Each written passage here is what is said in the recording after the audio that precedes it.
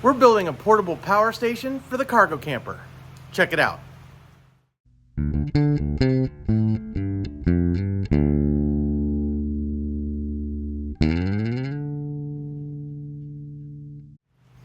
Hey guys, I'm Kevin with Kemp Outside, your inside source for all things outside. Well, today I'm starting a new project. My shop is a mess. I've got projects all over the place. But one of the things that we are going to do this summer is take a 6-week trip out west. We're going all the way from our house near Tampa, Florida, all the way out to Olympic National Park in Washington State.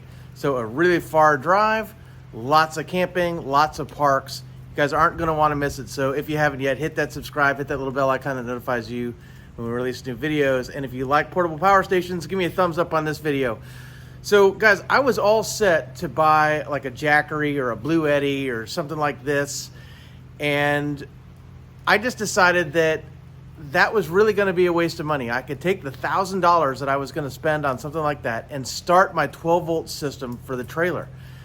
Now, I can't build the full 12-volt system for the trailer that I want, so I thought, well, why not buy a few pieces of that 12-volt system, mount them to a board, and transport that with a couple of batteries, and then I have a portable power station that I can then use all of those components in the cargo camper when I'm ready to do that build. And guys, that is coming soon. I'm planning that stuff out. We're thinking about 1,200 watts of solar on the roof, 400 amp hours worth of batteries, a DC to DC charge controller, 2 MPPT charge controllers. We're gonna go big.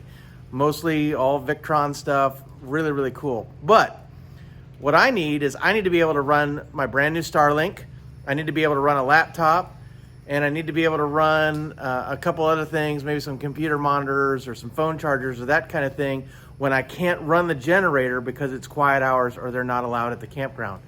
So with that, I need a little portable power station. So let me show you what I've mocked up and what I'm going to build. Okay, so this is what I have mocked up, and basically what I'm using is some old plywood pieces that I have that are just laying around. I'm trying not to spend too much money on this build because I've already got a lot of money anyway. But basically the biggest piece of this is the Renogy 2000W Inverter. Now, I'm not going to use anywhere near 2,000 watts for my portable system, but this is the system that I want in the cargo camper long term. So I went ahead and bought the 2,000 watt Renogy inverter. And I also have a Victron Energy Blue Smart 12 volt 30 amp AC to DC lithium battery charger. Both of those are going to run into a Blue Sea Systems fuse to a Blue Sea Systems bus bar, and then I have a Smart Shunt, Victron Smart Shunt, say hi to Ellie, a Blue Sea Systems battery switch, and then that is another Blue Sea Systems fuse for the battery. The plywood is 1/2 inch plywood, which isn't thick enough. I have another piece of 3/4 inch plywood that is really small. It's just a remnant. So what I'm going to do is I'm going to cut pieces to fit underneath these components. And so when these get screwed to the board, they're going to be screwed to 1 1/4 inch worth of plywood, not a 1/2 inch. Then what I'm going to do is I'm going to trim this side, obviously, and everything will be on this little board that I can just set out, and I'm going to just lean it up against a camp table that I have, connect the battery terminals, and we'll be good to go. Okay, so I've moved myself out into the light here. As you can see, I have a line where I'm going to trim. So this is the board that I'm going to use. And all these black dots are drill marks. This one was tough. This was the battery switch, and I couldn't get my pencil all the way through. So I got to ignore those two and use those 4. But basically, I'm going to drill a little pilot hole so I know where to put the backing. And then I'm going to glue the backing on the 3/4 inch plywood with some Gorilla wood glue. And then I'm going to go ahead and mount everything and screw it into the board. Okay guys, so here's the scrap 3/4 inch plywood I have for my backer. So I have different sections for different items that are going to go on the board. They don't have to be pretty because they're going to be on the back side. Now I just got to cut them. Okay, so now I have everything cut. That's how the back is going to look. So I've got to go get my wood glue, and then I'm going to glue those down. And then we're going to turn it over and screw everything down onto the board. About the only thing those old sealed lead acid batteries are good for is weight to hold down the boards when they're being glued together. We're gonna give it about 30 minutes and then we'll flip it over and screw the stuff down. Okay guys, so we had to dodge some raindrops, which was not a whole lot of fun, but everything is now screwed down and attached to the board. I'm not totally happy with the screws that I have, so I might replace the screws for the big inverter, but at least it's down right now. And now is the time to run the wire. I'm gonna use 1/0 wire from the batteries to the system, and as well as 1/0 to the inverter. And then I'm gonna use 6-gauge wire off the AC to DC charger. Okay guys, so I got the first wire run from the Victron to the fuse. Now I'm gonna run the negative to the bus bar. So what I wanna do is I wanna strip my wire. So I take my ferrule and I see just about how far it's gonna be, which is right about there. So I'm gonna put my thumb there, strip on the 6-gauge.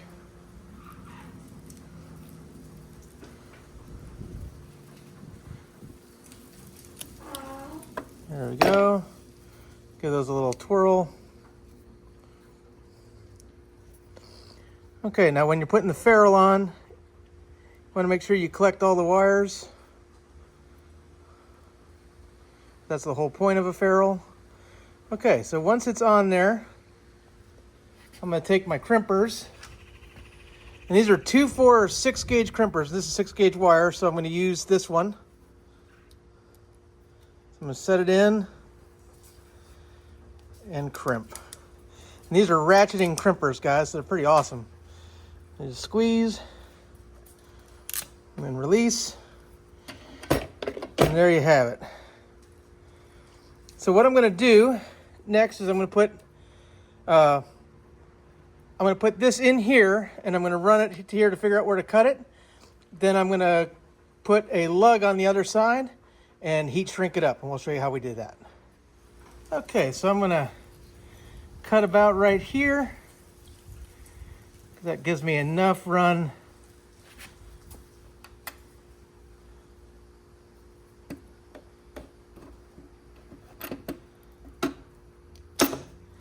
There we go. So as you can see, I've got plenty to that lug. Let me get my arm out of the way. Plenty of that lug. So it's time to put a lug on there, and we're using a 5/16. Here's a 5/16 lug. I'll go right on there. So we've got a strip. Put your heat shrinks on, and then hit it with the crimper, which we'll show you in a second. Okay, don't mind me and my absolutely horrendously messy workbench, but this is the crimper we're going to use. So what we do is we just lay it in there, and once we get it where we want it to be, right there, make sure the wire's in all the way. So right there. So we're going to take a 4-pound sledge. We're going to hit that pretty hard.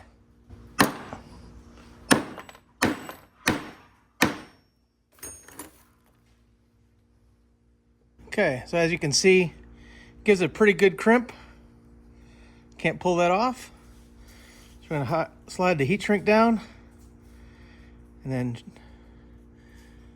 heat it up. Okay guys, so we are done with the 6-gauge for this project. The 6-gauge comes out of the Victron to the negative bus bar, to this fuse, and then to the bus bar.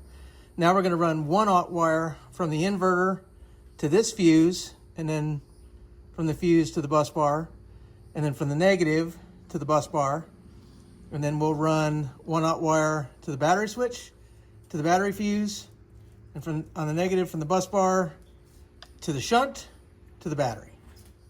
Okay guys, so I have the negatives all run, and I learned a few things. Number one is 1/0 wire needs to be perfectly straight coming out of this terminal, otherwise this cover doesn't go on. Because it's temporary, I'm just going to leave it like that. I think it's good enough, but when I do my permanent install, I'm going to make sure that my wires are coming out straight. And when I run my positive, I'm going to do that. The second thing I learned is that 1/0 wire is a whole lot harder to work with than 6-gauge wire. It just doesn't bend as well. Obviously, it's a much thicker wire, but it is the wire that we need to run. So I have this 1/0 wire run here, and then this is 1/0 to the shunt, and then from the shunt we'll go to the negative side of the battery. So now I need to run the positive wires. I need to run a positive wire from this terminal of the inverter to this post right here, and I've got to try and arch it in to go straight, because as you can see, this one is kind of bowed out a little bit because I didn't make that. I thought it would be good to have this arc a little bit so this one comes down on top of it, but it's putting pressure on that spot. I could break that out. I think you can break those out if you want to run them from the side, but I don't want to because I'm going to reuse these, and this is just temporary, so I'm going to leave it like that. But I'm going to try and make a big arc of positive so that it's straight and straight, and then out here to here, all with 1/0 wire. 1/0 wire from here to the battery switch, and then from the battery switch to the fuse, and then from there, it'll go to the battery. So I'm almost done with this project. Let's keep going. All right, guys, so here we are. We have it all put together. It is currently bulk charging the 100 amp hour lithium battery. Don't mind that fan. It's just really hot in Florida today. So as you can see, we've got the Renogy 2000W inverter, as well as the Victron 30 amp AC to DC charger. Got our fuses, our bus bars, the shunt, the battery switch, and then the battery fuse. I am not connecting to the smart shunt right now. It's not coming up in my Bluetooth in the Victron app. I don't know why that is. I'll troubleshoot that later, but the lithium battery is still charging. So I just found out that they shipped those batteries, I guess, with less than 30% state of charge. So we're in a bulk charge right now. So once I get that battery charged up, I'll go ahead and start figuring out the smart shunt. I really couldn't do anything with it anyway until the battery is full. So yeah, and I only have one lithium charger and that's it. So I figured I would put all this together and then charge the battery. I don't know if that's the right way to do it or not. I'm pretty new to all this. But the bottom line is, guys, is I'm going to carry this board with me on the trip, and we'll be able to charge the battery through the Victron and then run the laptop, the Starlink, and an extra computer monitor off the Renogy and a battery. Now, I know that if I want to pull the maximum amount of power out of that Renogy, that battery is not sufficient, but that's not what I'm going to do. The only thing I'm running is a laptop and the Starlink. So I think with that, the Renogy will be just fine with one battery. But I'm going to test it before I leave. So say hi to Ellie. God, Elle. So what I'm going to do is I'm going to test it. And if I don't get enough life or enough time out of a single battery before I have to recharge it, I'm going to get a second battery, and I'll have two batteries to hook up to this before I leave. Ultimately, guys, it's going to get mounted in one of those buyer's product boxes. So, but it's also going to have a solar MPPT controller as well as a Victron DC to DC. And I'm waiting for the new Orion XS 50 amp. We're going to power it off the van alternator. And then ultimately we're going to have 4 of these Weize 100 amp hour batteries. So 400 amp hours is the plan. But for right now, this is what I'm going to take with me. I might drill some holes in the top of the board and throw a rope in it to make a little strap where I can kind of throw it over a shoulder or something and carry it. But basically, we're just going to lean it up against a tree or a table and run it just like that, connect it to the battery, and use it as a portable power instead of buying a Jackery or something like that. I'm really glad that I took the money that I was going to spend on a Jackery and put it all into this unit. But like I said, I'm going to let this battery charge up, and then I'm going to come back out and see if I can fix the smart shunt, and we'll get going. And say hi to Tiller. Hi, Till. Good boy. All right, let's charge the battery. We'll be back. Okay, guys, it's the next day, and I got the battery charged up overnight. So you can see this is indicating a storage light on the charger. I don't know if you can see that light, but anyway, it's there. So it is now in a maintenance mode on the battery. I figured out what was going on with the smart shunt. Basically, the little control wire that provides power to the shunt was a bad wire. So I replaced it. Smart shunt has 2 wires that get sent with it. So I just replaced it with the other one. I'm not going to monitor an auxiliary battery, so that's not a big deal. But worst case scenario, you just make up a new wire or figure out if it's one of the ends or whatever. I didn't do any diagnosis to figure out what was wrong with it other than the fact that it wasn't making connection. As soon as you plug it in and provide it power, it will flash blue. So that's how you know it's on. I'm going to show you the Victron app and show you what we've got going on. Okay, so here's the Victron app running on my iPad. And so up top, I have the charger, and on the bottom, I have the smart shunt. So let's go into the charger first. So it's going to connect. And so as you can see, it's in storage mode. The output is 13.52 volts. Current is 0 amps, and the voltage on the battery is 3.5. So it's just in a storage mode. And it says, keeps the battery at a reduced constant voltage to limit gassing and corrosion. Slow self-discharge is prevented by an automatic weekly refresh of the battery with a short absorption charge. So we don't expect it to really do anything except for weekly going into absorption mode. If I go to history, this is pretty cool. I can see all the different things that have been done. And of course, I've been plugging it in and unplugging it as I've been testing things. But as you can see here, this is the big one that did the bulk charge. Oops.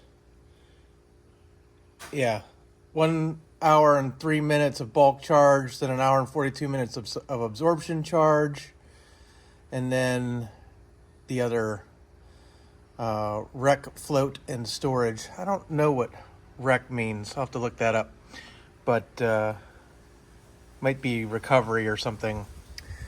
But obviously it didn't do any recovery. So that is the charger. So I'm going to go back and let's go to the smart shunt. It says we're connecting to the smart shunt here. It's going to show that my battery is at 100% state of charge. It's reading the 13.5 volts. There's no current draw, so there's no power. There's no consumed amperage. I'm going to turn on the Renogy inverter, and I have it plugged into the refrigerator inside the trailer, so you can see what happens. Here we go.